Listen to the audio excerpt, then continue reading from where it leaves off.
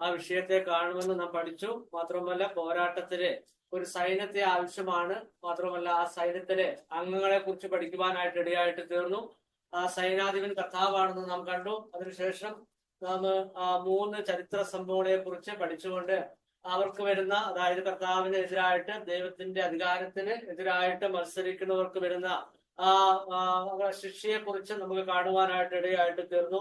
കഴിഞ്ഞ ആഴ്ചയില് 8, 9, 10 വചനങ്ങളാണ് നമുക്ക് ചിന്തിപ്പാനായിട്ട് ഇടയായിട്ട് തീർന്നത്.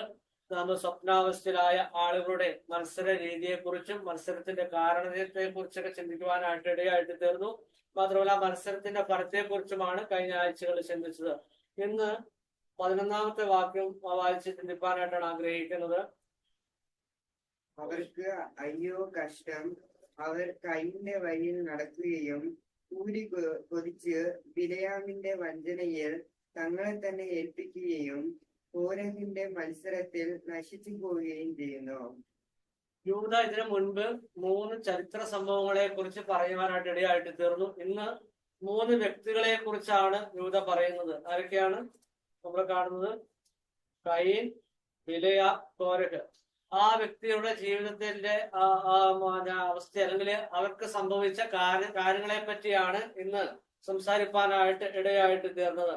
നമ്മുടെ കാണുന്നത് അവർക്ക് അയ്യോ കഷ്ടം, അല്ലെ? ആർക്കാ? കയീനും ബിലയാമിനും കോരഹിനുമാണ് കഷ്ടം. അവർക്ക് കഷ്ടമുണ്ടെങ്കിലും അത് 10ാമത്തെ വാക്യത്തിന്റെ തുടർച്ചയായിട്ടാണ് നമുക്ക് അവർക്ക് അയ്യോ കഷ്ടമെന്ന് കാണുവാനായിട്ട് ഇടയായി തീർന്നത്. ആ 10ഉം 19 വാക്കുകൾ ഒരുമിച്ച് ഒന്ന് വായിക്കാം.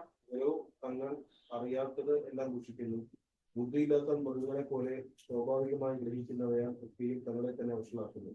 അവർക്ക് അയ്യോ കഷ്ടം, അവർ കയ്യിന്റെ വഴിയിൽ നടക്കുകയും കൂലി കുടിച്ച് ബിലയാമിന്റെ വഞ്ചനയിൽ തങ്ങളെ തന്നെ ഏൽപ്പിക്കുകയും കോരഹിന്റെ മത്സരത്തിൽ നശിച്ചു പോവുകയും ചെയ്യും എന്ന് പറഞ്ഞാൽ അവർക്ക് 3 പേരുടെ കാര്യം മാത്രമല്ല, നാം കണ്ടതുപോലെ വിശ്വാസി ത്യാഗികളായ ദുരുപദേശം പ്രചരിപ്പിക്കുന്നവര്, മാത്രമല്ല സ്വയം മലിനമാക്കുന്നവര്, ആ സ്വയം നാശത്തിലേക്ക് പോകുന്നവര്, മാത്രമല്ല സ്വപ്നാവസ്ഥയിലായ ജനങ്ങള്, അവർക്ക് അയ്യോ കഷ്ടം എന്ന് പറഞ്ഞുകൊണ്ടാണ് ഇവിടെ തുടങ്ങുന്നതായിട്ട് നമുക്ക് കാണുവാനായിട്ട് തീരുന്നത്. അവർക്ക് അയ്യോ കഷ്ടം, അല്ലെ?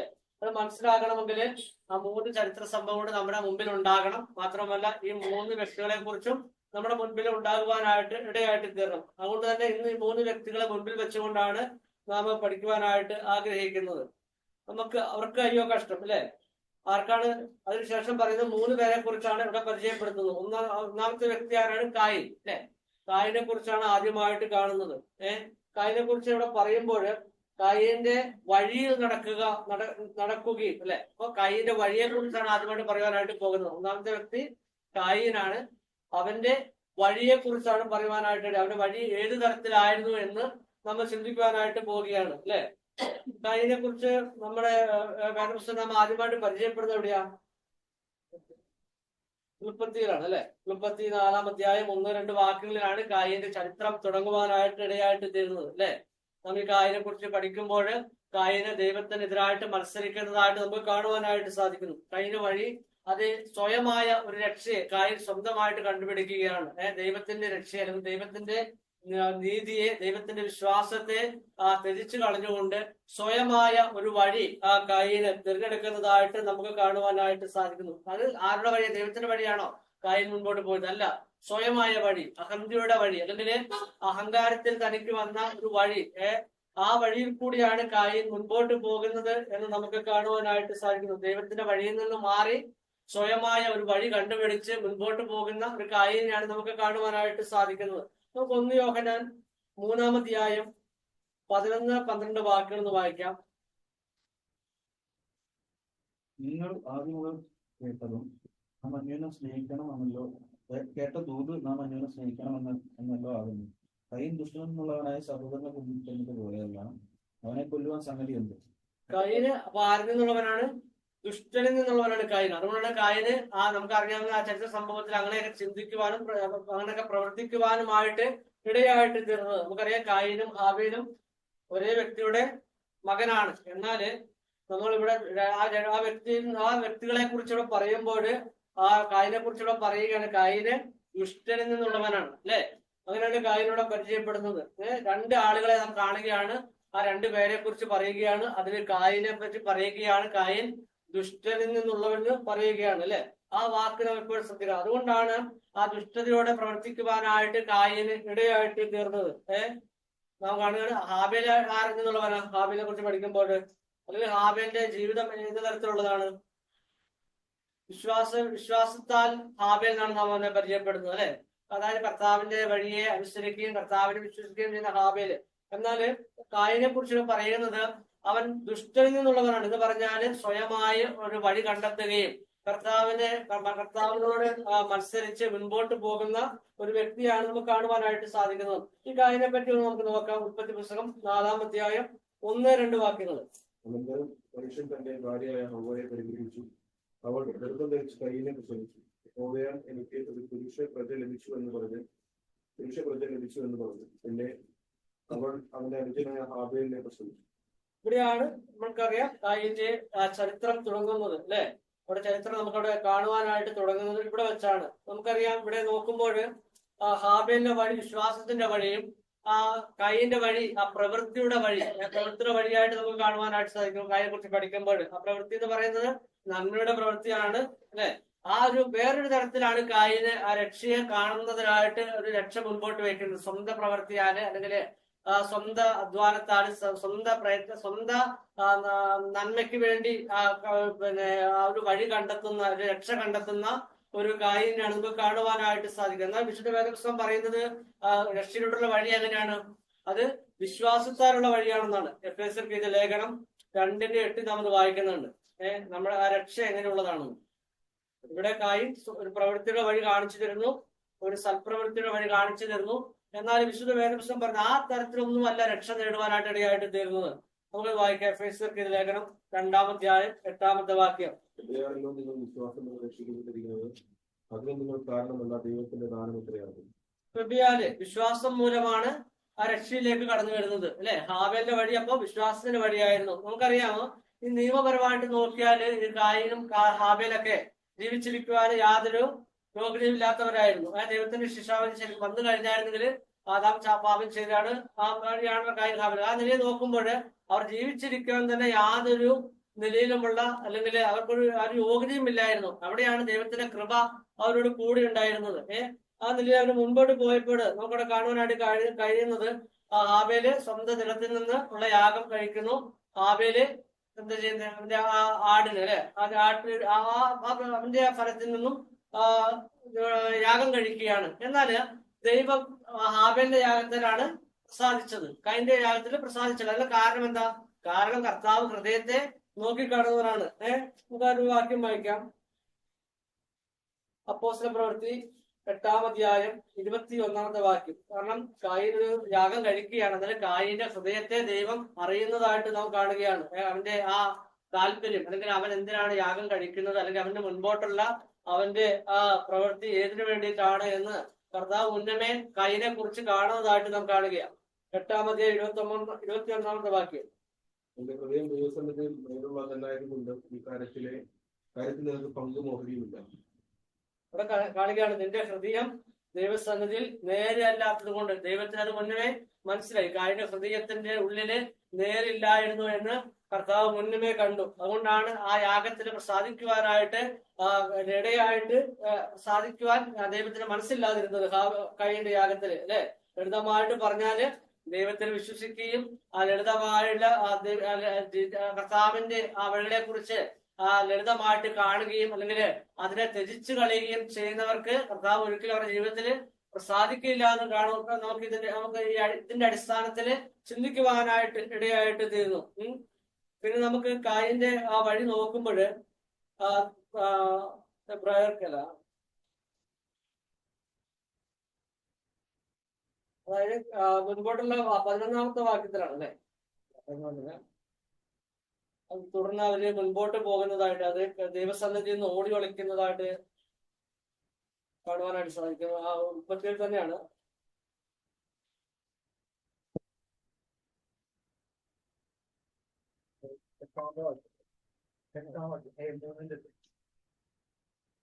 അന്ന് വായിക്കാം. എന്നാൽ ആ വംശാവലിയോടൊന്ന് നമുക്കത് പഠിക്കാം കായിന്റെ. അതായത് കായിന് നമുക്കറിയാം, കായൻ ദൈവസന്നിധിയിൽ ഓടിപ്പോകാൻ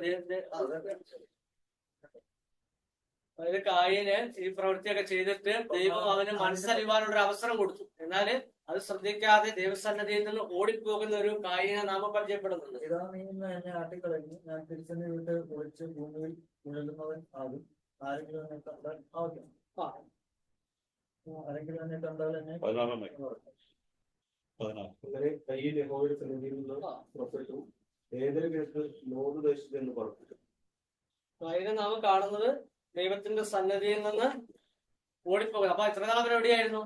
ദൈവത്തിന്റെ സന്നിധിയിലായിരുന്നു കായിന്. എന്നാല് അവനത് കളഞ്ഞ് ദൈവത്തിന്റെ ആ വഴിയെ ത്യജിച്ചു കളഞ്ഞു. അല്ലെങ്കിൽ ആ ദൈവസന്നിധിയിലെ തന്റെ തെറ്റുകുറ്റങ്ങളെ ഏറ്റു പറയാൻ മനസ്സില്ലാതെ യഥാർത്ഥത്തിലെ കായിന് അവിടെ എന്ത് ചെയ്യണമായിരുന്നു? ഒരു പാപം ചെയ്തപ്പോൾ ദൈവത്തോട് ആ ക്ഷമ ചോദിക്കണമായിരുന്നു, അല്ലെങ്കിൽ ഒരു അനുതാപമുള്ളവനായിട്ട് കായിൻ നിൽക്കണമായിരുന്നു. എന്നാല് കായിൻ എന്താണ് ചെയ്തത്?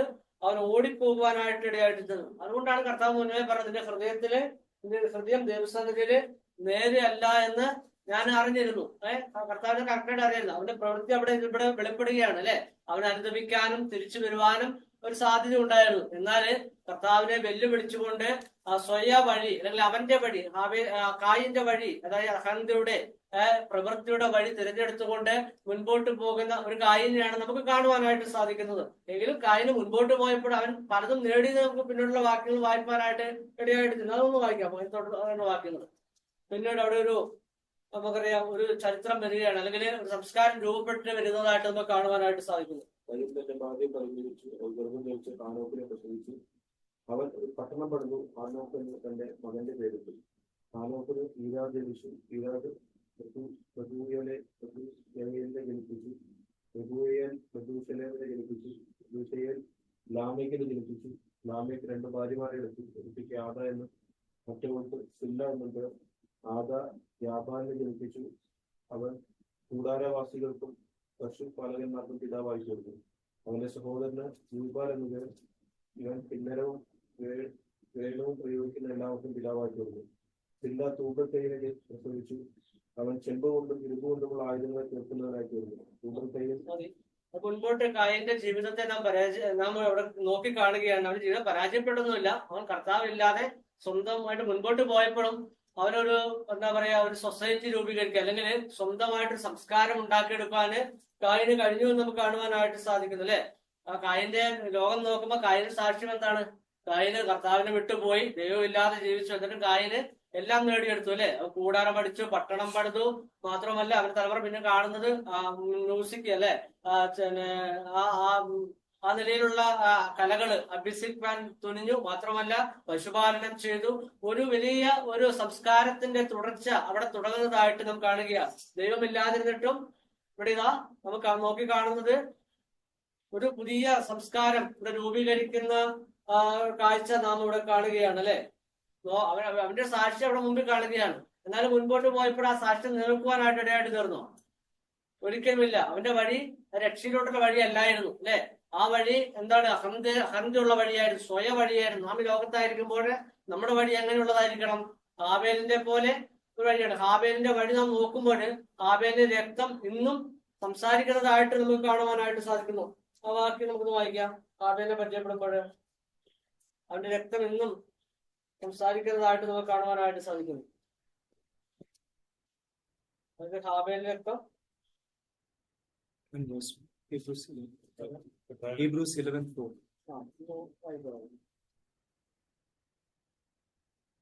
അതിനു മുമ്പ് നമുക്ക് കാണുവാനായിട്ട് സാധിക്കുന്നത് എബ്രായർ 11:4 അല്ലെ. അവർ നീതിമാനെന്ന് സാക്ഷി ലഭിച്ചാർക്ക് ഹാബേല്, അത് നമുക്ക് കാണുവാനായിട്ട് സാധിക്കുന്നു അല്ലെ. ആ വാക്കുകൾ കൃത്യം വായിക്കാൻ ദൈവത്തിന്റെ കയ്യിന്റെ ഉത്തമമായി യാഗം കഴിച്ചു, എന്നാൽ അവന് നീതിമാൻ എന്ന സാക്ഷ്യം ലഭിച്ചു. ആ വാക്യമൊക്കെ അത് മറ്റേ രക്തം സംസാരിക്കുന്നതായിരുന്നു.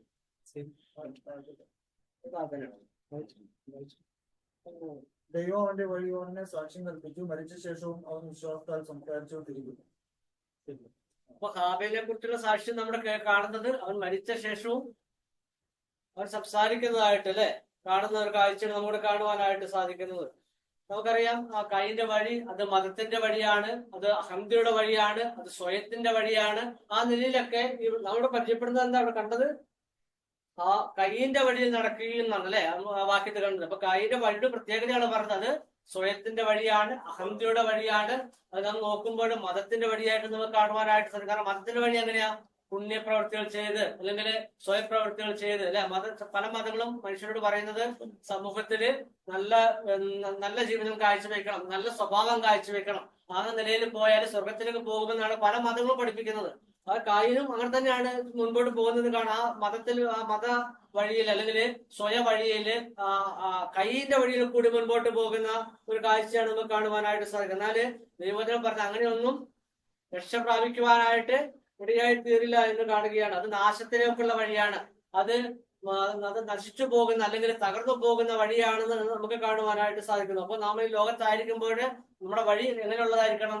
അത് കർത്താവിന്റെ വഴിയായിരിക്കണം. യഥാർത്ഥമായ രക്ഷയിലേക്കുള്ള വഴി. അതാണ് ഹാബേൽ നമുക്ക് സാക്ഷ്യമായിട്ട് നിൽക്കുന്നത്. അപ്പൊ ഇവിടെ യൂദ പറയുകയാണ് കൈയിന്റെ വഴി തിരഞ്ഞെടുക്കരുത്. ഇനി രണ്ടാമത്തെ ഒരു വ്യക്തിയെ കാണുവാനായിട്ട് സാധിക്കുന്നത് അറിയാം.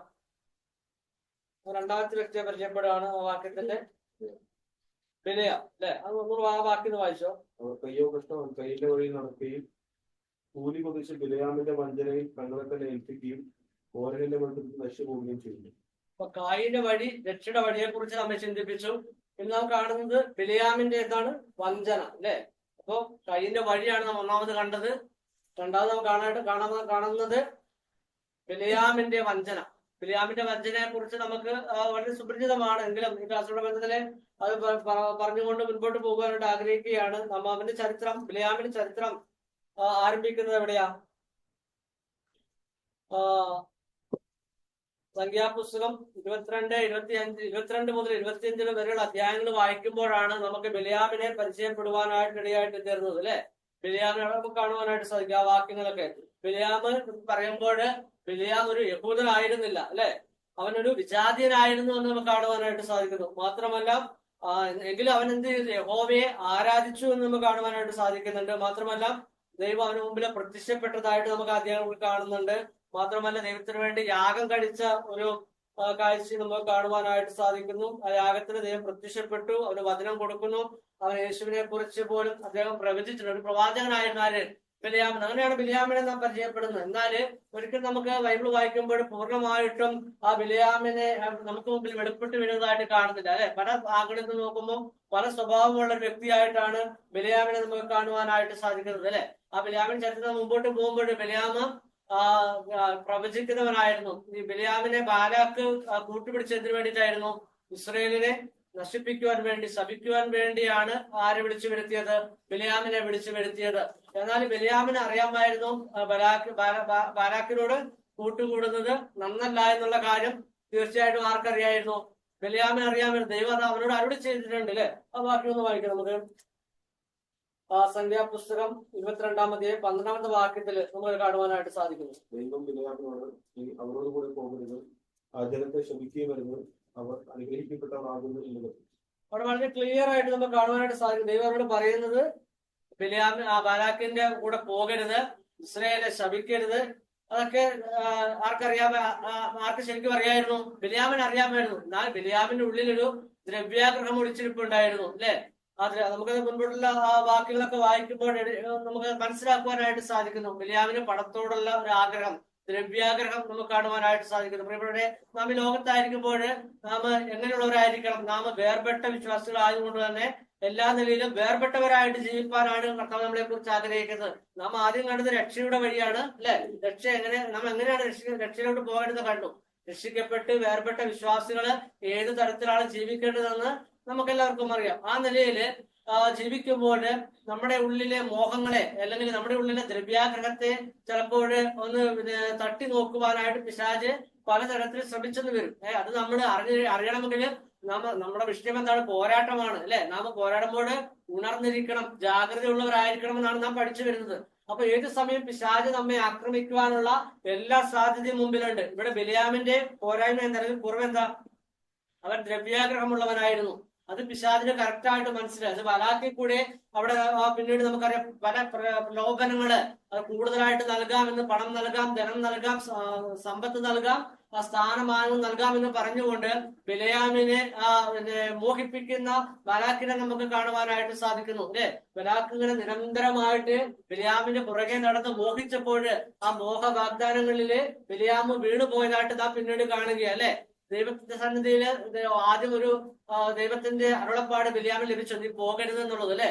എന്നാൽ വീണ്ടും പ്രാർത്ഥിക്കുവാനായി പോകുന്ന ഒരു ബിലയാമിനെ നമുക്ക് താഴെയുള്ള വാക്യങ്ങൾ കാണുവാനായിട്ട് സാധിക്കും. എന്ന് പറഞ്ഞാല് അവര് ഓൾറെഡി ഒരു അരുളപ്പാട് ഉണ്ടായിരുന്നു, എങ്കിലും ഒന്നുകൂടി പ്രാർത്ഥിച്ചു നോക്കാമെന്നുള്ള അവരുടെ ദ്രവ്യാകരണത്തിന്റെ ചിന്ത മൂലം വീണ്ടും ദൈവസന്നിധിയിലോട്ട് ആലോചന ചോദിക്കാൻ പോകുന്ന ബിലയാമിനെ നാം പിന്നീട് കാണുകയാണ്. എന്നാൽ ആ ബിലയാമിന്റെ ആ ചിന്ത ദൈവത്തിന് അറിയാം എന്നുള്ളത് കൊണ്ട് തന്നെ ഒരു പരീക്ഷണത്തിന് ദൈവം തയ്യാറെടുക്കുകയാണ്. അല്ലെങ്കിൽ ആ ബിലയാമിനെ ഒന്ന് ടെസ്റ്റ് ചെയ്യാം എന്ന് വിചാരിച്ചുകൊണ്ട് അവന് പോകുവാനുള്ള ഒരു അനുവാദം ആ കർത്താവ് നൽകുന്നതായിട്ട് നാം താഴോട്ടുള്ള വാക്യങ്ങളിൽ കാണുവാനായിട്ട് സാധിക്കുന്നു അല്ലെ. ആ വാക്യം ഒന്ന് വായിക്കാം നമുക്ക്. സംഖ്യാപുസ്തകം 22-ാം അധ്യായം 20-ാമത്തെ വാക്യം. രാത്രിയിൽ ദൈവം ബിലയാമിന്റെ അടുക്കൽ വന്നു, ഇവർ നിന്നെ വിളിക്കുവാൻ വന്നിരിക്കുന്നു എങ്കിൽ പുറപ്പെട്ട് അവരോട് കൂടെ പോവുക, എന്നാൽ ഞാൻ നിന്നോട് കൽപ്പിക്കുന്ന കാര്യം മാത്രമേ ചെയ്യാറുള്ളൂ. അവിടെ നാം കാണുന്നത് ഒരിക്കലും ഒരു ദൈവത്തിന്റെ അരുളപ്പാട് ബിലയാമിന് കിട്ടിയായിരുന്നു, നീ പോകരുതെന്നുള്ളത്. എന്നാൽ ഈ ബലാക്കിന്റെ മോഹ വാഗ്ദാനങ്ങളിൽ പിടിപെട്ടു പോയിട്ട് ഒരു പുനർചിന്തനത്തിന് തയ്യാറായിട്ട് ബിലയാമ് നിൽക്കുകയാണ്. ആ നിലയില് ദൈവത്തോട് വീണ്ടും ആലോചന ചോദിച്ചുകൊണ്ട് പോകുന്ന ബിലയാമിനോട് ദൈവം അവനെ ടെസ്റ്റ് ചെയ്യുന്ന നിലയില് അവനോട് പറയുകയാണ്, നീ പോകണം. എന്നിട്ട് പറയുകയാണ്, ഞാൻ പറയുന്ന കൽപ്പനകൾ മാത്രമേ ചെയ്യാവൂ എന്ന് പറയുകയാണ് അല്ലെ.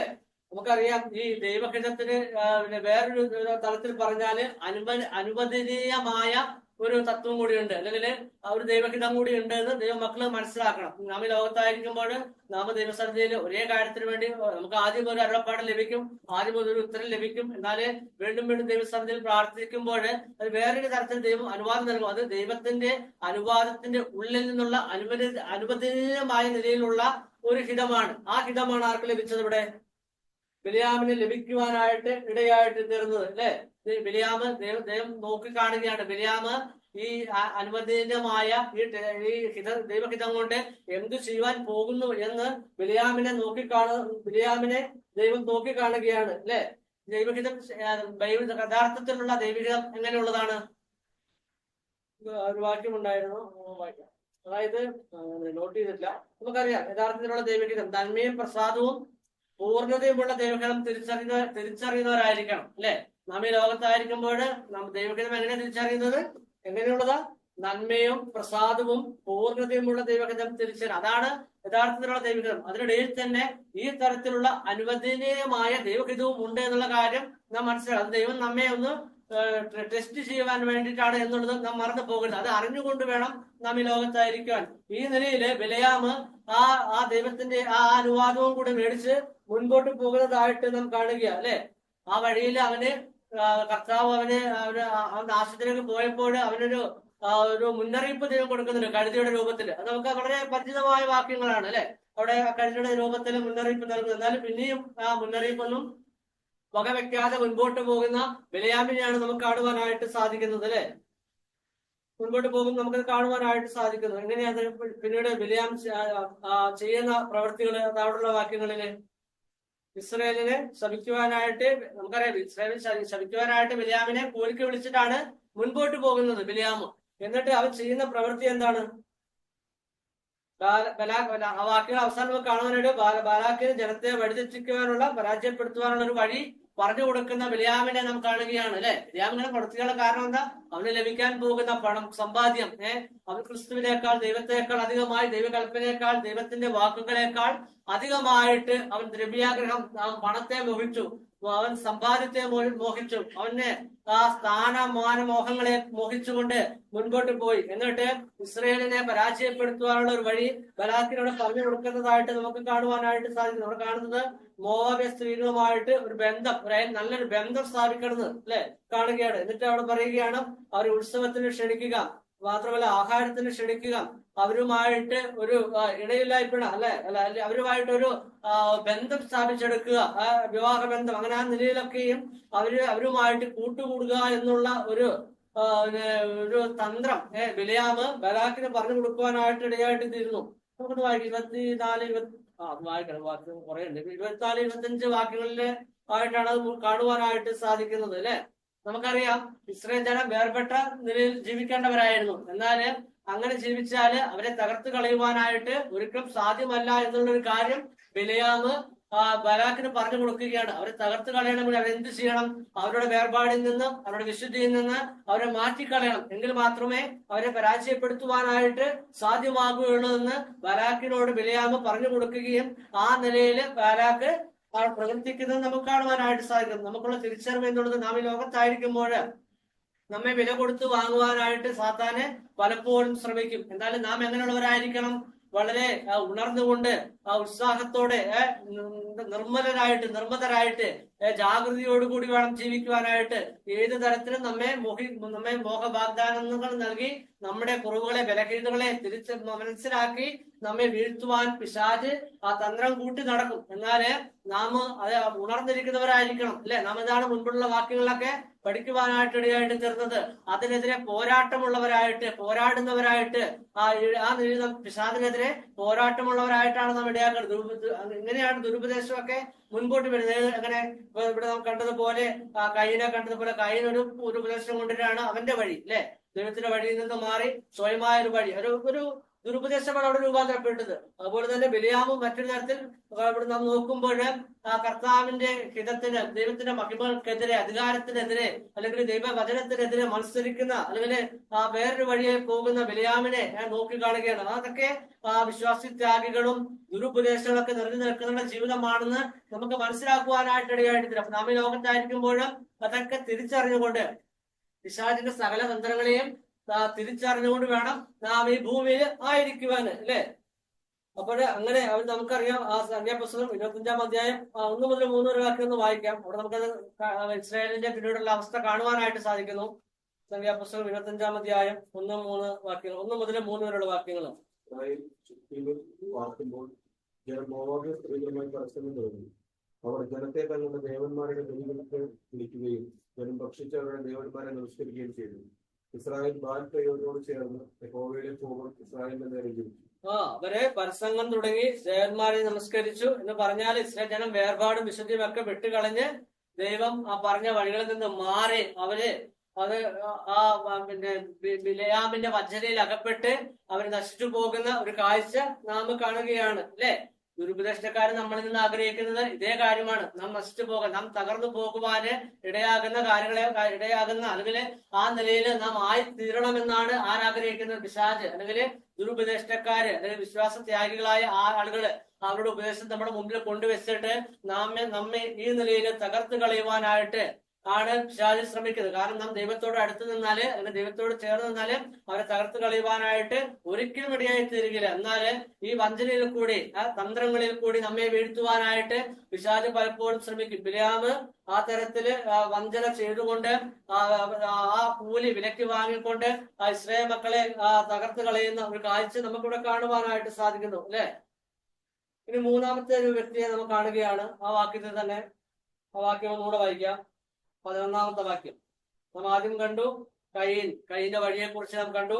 നമുക്ക് കണ്ടത് ബിലെയാമിന്റെ വഞ്ചന അല്ലെങ്കിൽ ആ വേർപാട്. ബിലെയാമിൽ നിന്ന് പഠിച്ചത് നാം എങ്ങനെ വേർപെട്ട് ജീവിക്കണമെന്ന് അല്ലെ. പിശാച് തകർക്കാതെ, പിശാച് നമ്മെ ഉപദ്രവിക്കാതെ നമ്മൾ ഉണർന്നിരിക്കണം. നമ്മൾ കാണാൻ കണ്ടത്. ഇനി കോരഹ് മൂന്നാമത്തെ വ്യക്തി നാം പരിചയപ്പെടുകയാണ്. ആ 11-ാം വാക്യം യൂദയുടെ ലേഖനമാണ് നാം പഠിച്ചുകൊണ്ടിരിക്കുന്നത്. 11-ാമത്തെ വാക്യമാണ് പഠിച്ചുകൊണ്ടിരിക്കുന്നത്. ഇവിടെ വ്യക്തിയെ കാണുക. ആ വാക്യം ഒന്ന് വായിക്കാം. 11-ാമത്തെ വാക്യം. കോരഹിന്റെ മത്സരത്തിൽ നശിച്ചു പോവുകയും ചെയ്തു. നമ്മുടെ കാണുന്നത് അടുത്ത വ്യക്തിയുടെ കോരഹിനെ കുറിച്ച് പഠിക്കുകയാണ്. അവിടെ കാണുന്നത് കോരഹിന്റെ മത്സരം. മൂന്നാമത്തെ നമ്മുടെ ആശയം കോരഹിന്റെ മത്സരം അല്ലെ. കോരഹിന്റെ ചരിത്രം നാം കാണുന്നത് സംഖ്യാപുസ്തകം 16-ാം അധ്യായം 1-2 വാക്യങ്ങളിലാണ്. അത് വായിക്കാം. സംഖ്യാപുസ്തകം 16-ാം അധ്യായം 1-2 വാക്യങ്ങൾ. അവിടെയാണ് കോരഹിനെ നാം പരിചയപ്പെടുവാനായിട്ട് പോകുന്നത്. അവരുടെ മത്സരത്തെ പറ്റി നാം അവിടെ കാണുവാനായിട്ട് പോകുന്നത്. സംഖ്യാപുസ്തകം 16-ാം അധ്യായം 1-2 വാക്യങ്ങൾ. എന്നാൽ ലേവിയുടെ മകനായ കെഹാത്തിന്റെ മകനായ ഇസ്ഹാരിന്റെ മകൻ കോരഹ് രൂബേൻ ഗോത്രത്തിൽ ഏലിയാബിന്റെ പുത്രന്മാരായ ദാദാൻ, അബീരാം, പേലത്തിന്റെ മകനായ ഓൻ എന്നിവർ ഇസ്രായേൽ മക്കളിൽ സഭാപ്രധാനികളും സംഘസദസ്യന്മാരും പ്രമാണികളുമായ 250 പുരുഷന്മാരെ കൂട്ടി മോശയോട് മത്സരിച്ചു. അവർ മോശയ്ക്കും അഹ്റോനും വിരോധമായി കൂട്ടം കൂടി അവരുടെ മതി സഭ ഒട്ടൊഴിയാതെ എല്ലാവരും വിശുദ്ധരാകുന്നു. യഹോവയുടെ മധ്യേ ഉണ്ട്. പിന്നെ നിങ്ങൾ യഹോവയുടെ സഭയ്ക്ക് മേൽ നിങ്ങളെ തന്നെ ഉയർത്തുന്നത് എന്ത് എന്ന് പറഞ്ഞു. അവിടെ മോശയോട് മത്സരിക്കുന്ന ഒരു കോരഹിനെ നാം പരിചയപ്പെടുകയാണ് അല്ലെ. മോശയോട് മത്സരിക്കുന്ന ദൈവത്തിന്റെ അധികാരത്തിനെതിരെയാണ് യഥാർത്ഥത്തിൽ അപ്പോൾ ആര് മത്സരിക്കുന്നത്? കോരഹ് മത്സരിക്കുന്നത്. കാരണം മോശയെ നേതൃസ്ഥാനത്തിനോട് കൊണ്ടുവന്ന ആരാണ്? ദൈവമാണ് അല്ലെ. ആ നിലയിൽ മോശയോട് മത്സരിക്കുമ്പോൾ യഥാർത്ഥത്തില് ദൈവത്തോട് മത്സരിക്കുന്ന അല്ലെങ്കിൽ ദൈവത്തിന്റെ അധികാരത്തോട് മത്സരിക്കുന്ന കോരഹിനെയാണ് നമുക്കിവിടെ കാണുവാനായിട്ട് സാധിക്കുന്നത്. അവന്റെ അനുയായികളും മോശയുടെ നേതൃത്വത്തിനെതിരെ വെല്ലുവിളിക്കുന്നതായിട്ട് നമുക്ക് കാണുവാനായിട്ട് സാധിക്കുന്നു. നാം മുമ്പ് പഠിച്ചു, സകല അധികാരങ്ങൾ എവിടെ നിന്ന് വരുന്നു? ദൈവത്തിൽ നിന്ന് വരുന്നു. ആ നിലയില് ആ അധികാരത്തെയാണ് അല്ലെങ്കിൽ ആ ദൈവത്തിന്റെ വാക്കുകളെയാണ് ആര് വെല്ലുവിളിക്കുന്നത്? ഇവിടെ കോരഹ് ആ ചോദ്യം ചെയ്യുന്നത്, വെല്ലുവിളിക്കുന്നത് എന്ന് നമുക്കിവിടെ കാണുവാനായിട്ട് സാധിക്കുന്നു അല്ലെ. നമുക്കറിയാം അതിനുശേഷം കോരഹനെ പറ്റി നമുക്ക് പഠിക്കുമ്പോൾ ആ വെല്ലുവിളിച്ച കോരഹൻ എന്ത് സംഭവിച്ചു എന്ന് നമുക്കറിയാം. ഭൂമി വായു പിളർന്ന് അവനെയും അവന്റെ അനുയായികളെയും വിഴുങ്ങിക്കളഞ്ഞു എന്ന് വായിക്കുകയാണ് അല്ലെ. നമ്മളിവിടൊക്കെ കാണുന്നത് ദൈവത്തിനെതിരായിട്ട് മത്സരിക്കുന്ന, ദൈവത്തിന്റെ അധികാരത്തിനെതിരെ മത്സരിക്കുന്നവർക്ക് വരുന്ന ആ ന്യായവിധിയെ കുറിച്ചൊക്കെ നാം ഇവിടെ കാണുകയാണ്. ഇതിനു മുമ്പ് നാം ആ ചരിത്ര സംഭവങ്ങളൊക്കെ പഠിച്ചപ്പോൾ ദൈവത്തിന് എതിരായിട്ട് മത്സരിച്ചവർക്ക് വന്ന ന്യായവിധി അല്ലെങ്കിൽ ശിക്ഷകളെ കുറിച്ചൊക്കെ നാം കണ്ടു. ആ നിലയിൽ ഇവിടുത്തെ അധികാരത്തിന് എതിരെ മത്സരിക്കുന്ന കായിന് സംഭവിക്കുന്ന ആ കാര്യത്തെ പറ്റി നാം പഠിക്കുകയാണ് അല്ലെ. നമുക്കൊരു മുന്നറിയിപ്പാണ് കായി നൽകുന്നത്. നാം ആയിരിക്കുന്ന സഭ, നാം ആയിരിക്കുന്ന സമൂഹം, സഭയാണ് നമ്മുടെ മുമ്പിൽ. ആ സഭയില് നാം ശുശ്രൂഷ ലഭിച്ചില്ലെങ്കിൽ നമ്മൾ കാണുന്ന കാഴ്ച തന്നെയാണ് സഭ പിളർത്തിക്കൊണ്ട് പോകുന്ന അനേകരുണ്ട്. എനിക്ക് സ്ഥാനം ലഭിച്ചില്ല, എനിക്ക് ശുശ്രൂഷ ലഭിച്ചില്ല എന്ന പേരില് ആ സഭയെ പിളർത്തിക്കൊണ്ട് പോകുന്ന വേറൊരു നേതൃത്വത്തെ മുൻപോട്ട് കൊണ്ടുപോകുന്ന അല്ലെങ്കിൽ നേതൃസ്ഥാനം വഹിച്ചുകൊണ്ട് സഭയെ രണ്ടാക്കി പോകുന്ന അനേകരുണ്ട്. നാം കർത്താവ് നമ്മളിൽ നിന്ന് ആഗ്രഹിക്കുന്നത് അങ്ങനെയല്ല. നമുക്ക് ദൈവം ഒരു ശുശ്രൂഷ തന്നിട്ടുണ്ടെങ്കിൽ നാം എവിടെ പോയി ഒളിച്ചാലും നമുക്ക് ദൈവം അത് നൽകും. നമ്മെ ആ സ്ഥാനത്തോട് കൊണ്ടുവരും. ആ നിലയില് ദൈവത്തിന്റെ അധികാരത്തിന്റെ മുൻപില് നാം കീഴ്പ്പെട്ട് നിൽക്കുവാനായിട്ട് ഇടയായിട്ട് തീരണം. അല്ലാതെ ആ നമ്മൾ ശുശ്രൂഷ വേണം, നേതൃത്വ സ്ഥാനം വേണം എന്ന് പറഞ്ഞുകൊണ്ട് ആ അധികാരത്തെ വെല്ലുവിളിച്ചുകൊണ്ട് മുൻപോട്ട് പോയാല് നാം യഥാർത്ഥത്തിൽ ചോദ്യം ചെയ്യുന്ന ആരെയാ? നാം യഥാർത്ഥത്തിൽ വെല്ലുവിളിക്കുന്നത് ആരെയാ? ദൈവത്തെയാണ്, ദൈവത്തിന്റെ അധികാരത്തെയാണ്. ആ നിലയില് താഴ്മയോടും വിനയത്തോടും ദൈവസന്നിധിയെ നമ്മളെ തന്നെ ഏൽപ്പിച്ചുകൊണ്ട് ദൈവം നൽകുന്ന ശുശ്രൂഷകൾക്കായിട്ട് കാത്തിരിപ്പാനായിട്ട് നമുക്ക് ഇടയായിട്ട് തീരണം അല്ലെ. ആ ദൈവത്തിന്റെ അധികാരത്തിന് നമ്മൾ കീഴ്പ്പെട്ടിരിക്കണം. ഇല്ലെങ്കിൽ അങ്ങനെ സംഭവിച്ചില്ലെങ്കിൽ നമുക്ക് ശിക്ഷാവിധി വരാതിരിക്കില്ല എന്നുള്ള ഒരു മുന്നറിയിപ്പും കൂടെ നമ്മുടെ കാണുകയാണ്. ഈ തീത്തോസിന്റെ ലേഖനം 3-ാം അധ്യായം 1-2 വാക്കുകൊണ്ട് വായിക്കാം. അവിടെ വായിച്ചുകൊണ്ട് ഇന്നത്തെ ക്ലാസ് നിർത്താനായിട്ടാണ് ആഗ്രഹിക്കുന്നത്. നമുക്ക് വായിക്കാം. തീത്തോസിന് 3:1-2 വായിക്കും. വാഴ്ചകൾക്കും അധികാരങ്ങൾക്കും കീഴടങ്ങി അനുസരിക്കാനും സകല സൽപ്രവൃത്തിക്കും ഒരുങ്ങിയിരിക്കാനും ആരെക്കൊണ്ട് ദൂഷണം പറയാതെയും കലയിക്കാതെയും ശാന്തന്മാരായി സകല മനുഷ്യരോടും പൂർണ്ണ സൗമ്യത കാണിക്കാനും അവരെ ഓർമ്മിപ്പിക്കുന്നു. ഇവിടെ പൗലോസ് തീത്തോസിനോട് പറയുകയാണ് അല്ലെ, അവിടുത്തെ സഭയെ എന്ത് പഠിപ്പിക്കണം? കലഹിക്കാതിരിക്കുവാൻ അല്ലെ, കീഴ്പ്പെട്ടിരിക്കുവാൻ, സൗമ്യത കാണിക്കുവാൻ, അങ്ങനെ സഭയെ പഠിപ്പിക്കണമെന്ന് തീത്തോസിനോട് പൗലോസ് ഇവിടെ ഓർമ്മിപ്പിക്കുന്നതായ വാക്കുകളാണ് നമുക്കിവിടെ കാണുവാനായിട്ട് സാധിക്കുന്നത് അല്ലെ. അതാണ് ഇവിടെ കാണുവാൻ. സഭകളിലൊക്കെ ഇന്ന് കാണുന്ന എന്താ? കലഹം, മത്സരം, കോരഹന്റെ സ്വഭാവമുള്ള അനേകരെ ഇന്ന് നമുക്ക് കാണുവാനായിട്ട് സാധിക്കുന്നു. ആ നിലയിലായിരിക്കുവാനല്ല ദൈവം നമ്മളെ കുറിച്ച് ആഗ്രഹിക്കുന്നത്. അതാണ് പൗലോസ് ഇവിടെ തീത്തോസിനോട് പറയുന്നത്. നാം കലഹം ഉണ്ടാക്കാതെ നാം വിനയമുള്ളവരായി, താഴ്മയുള്ളവരായിട്ട് എല്ലാ നിലകളിലും അധികാരത്തിന് കീഴ്പ്പെട്ടവരായിട്ട് ആ സഭയ്ക്ക് കീഴ്പ്പെട്ട് ഇരിക്കണമെന്ന് നമുക്ക് നമ്മളിവിടെ പൗലോസ് ഓർമ്മിപ്പിക്കുന്നതായിട്ട് നാം കാണുകയാണ്. നാം ഇന്ന് 3 വ്യക്തികളെ കുറിച്ചാണ് പഠിച്ചത് അല്ലെ. ആദ്യം പഠിച്ചത് കായീൻ, രണ്ടാമത് പഠിച്ചത് ബെലയ, മൂന്നാമത് പഠിച്ചത് കോരഹ്. അതിന്റെ ആത്മീയമായ വശങ്ങൾ നോക്കുമ്പോൾ കായീൻ രക്ഷയെ കാണിക്കുന്നു, ബിലയാമ് വേർപാട്, കോരഹ് ശുശ്രൂഷ. ആ 3 നിലകളും ആ 3 ആത്മീയ വശങ്ങളും നാം ചിന്തിക്കുമ്പോൾ ഇത് 3ഉം എവിടെ നിന്നാണ് വരുന്നത്? കർത്താവിൽ നിന്നാണ് വരുന്നത് അല്ലെ. ദൈവത്തിൽ നിന്നാണ്. ദൈവത്തിൽ നിന്നാണ് രക്ഷ വരുന്നത്, ദൈവത്തിൽ നിന്നാണ് വേർപാട് വരുന്നത്, ദൈവത്തിൽ നിന്നാണ് ശുശ്രൂഷകൾ വരുന്നത്. അപ്പൊ ഈ 3 നിലയിലും അതിനെ കീഴ്പ്പെട്ടിരിക്കുവാൻ അല്ലെങ്കിൽ അതിനെ നോക്കിക്കണ്ടുകൂടാ ദൈവത്തിന്റെ അരുളപ്പാടിനായിട്ട്, ദൈവത്തിന്റെ ഹിതത്തിന് വേണ്ടിയിട്ട് കാത്തിരിക്കുവാന് നാം ഇടയായിട്ട് തീരണം അല്ലെ. ഈ 3 അധികാരവും ദൈവത്തിനുള്ളതാണ് അല്ലെ. ആ നിലയിൽ വേണം നാം ദൈവത്തിന്റെ ആ സകല അധികാരങ്ങൾക്ക് കീഴ്പ്പെട്ടുകൊണ്ട് ദൈവത്തോട് മത്സരിക്കാതെ ദൈവത്തോട് ചോദ്യം ചെയ്യാതെ, ദൈവത്തോട് കലഹിക്കാതെ, ഈ 3 ആശയങ്ങൾ, 3 വ്യക്തികളെ നമ്മുടെ മുമ്പിൽ കണ്ടുകൊണ്ട്, അല്ലെങ്കിൽ നമ്മൾ മുമ്പ് പഠിച്ച 3 ചരിത്ര സംഭവങ്ങളെയും മുമ്പിൽ കണ്ടുകൊണ്ട് വേണം നാം ഈ ലോകത്ത് ജീവിക്കാൻ. അല്ലെങ്കിൽ നമുക്കും ശിക്ഷ വരാതിരിക്കില്ല. അല്ലെ, നമ്മൾ ഇതിനു മുമ്പ് പഠിച്ചു, അവർക്കുള്ള ശിക്ഷ മുൻപേ എഴുതി വെച്ചിരിക്കുന്നു. ആ ന്യായത്തിൽ അകപ്പെടാതിരിക്കുവാന് നമ്മെ തന്നെ സൂക്ഷിച്ചുകൊണ്ട്, അല്ലെ, നാം ആദ്യം കണ്ട് സ്വപ്നാവസ്ഥയിലായ മനുഷ്യരെ കുറിച്ച് നാം കഴിഞ്ഞ ക്ലാസ്സിൽ പഠിച്ചു. നാം അങ്ങനെ ആയിരിക്കാതെ ഉണർന്നിരിക്കുവാൻ, ജാഗ്രതയുള്ളവരായിരിക്കുവാൻ, ഈ നാം അവസാനം പറഞ്ഞ കാര്യങ്ങളൊക്കെ സഭയിൽ വരാതെ ദുരുപദേശം ചെയ്യുന്നവര്, വിശ്വാസിത്യാഗികളായ മനുഷ്യര് സഭയ്ക്കകത്ത് വരാതെ അതിനെതിരെ പ്രതിരോധം ചേർത്തുകൊണ്ട് ആ സൈന്യത്തിലെ നല്ല ഭടന്മാരായിട്ട് പോരാടുവാന് ദൈവം നമ്മളെ കുറിച്ച് ആഗ്രഹിക്കുന്നത്. ആ നിലയിൽ വേണം നമ്മുടെ പോരാട്ടം കാഴ്ചവെക്കുവാനായിട്ട്. അല്ലെ, ആ പോരാട്ടത്തിൽ ചിലപ്പോൾ നമുക്ക് പിന്നെ വേദന ഉണ്ടായിരിക്കാം, മുറിവുകൾ സംഭവിക്കാം. എന്നിരുന്നാലും നമ്മൾ അവസാനം വരെ ആ പിശാചിനെതിരെ, അല്ലെങ്കിൽ ദൈവത്തിന്റെ ആ വചനത്തിന് വേണ്ടി ജീവിക്കുവാൻ, ആ ദൈവം നമുക്ക് നൽകിയ ആ വചനത്തിൽ നിന്ന് മാറിപ്പോകുവാനിട വരുതാതെ, അതിൽ ഒരു മായവും കലരാതെ ഇരിക്കുവാന് നാം വളരെ ശ്രദ്ധിക്കണം. നമ്മളിപ്പോ കേട്ടതുപോലെ ഈ ലോകത്ത് ആയിരിക്കുമ്പോൾ നമ്മുടെ വഴി നാം ശ്രദ്ധിക്കണം. ഒന്നാമത് കണ്ടതാണ്, നമ്മുടെ വഴി നാം ശ്രദ്ധിക്കണം. 2, വഞ്ചനയിൽ തങ്ങളെ തന്നെ ഏൽപ്പിക്കാതെ വേർപാടുള്ളവരായിട്ട് നാം ജീവിക്കണം. മാത്രമല്ല മത്സരത്തില് ചേരരുത്. 3 നാം പഠിച്ചത്. വരുന്ന ദിവസങ്ങളിൽ നമുക്ക് താഴെയുള്ള വാക്യങ്ങൾ വായിച്ച് പഠിക്കുവാനായിട്ട് ദൈവം സഹായിക്കട്ടെ. ഈ നിലയിൽ ശ്രദ്ധിച്ച എല്ലാവർക്കുമുള്ള സ്നേഹവും നന്ദിയും അറിയിക്കുന്നു. ദൈവനാമത്തിന് മഹത്വം ഉണ്ടാകട്ടെ.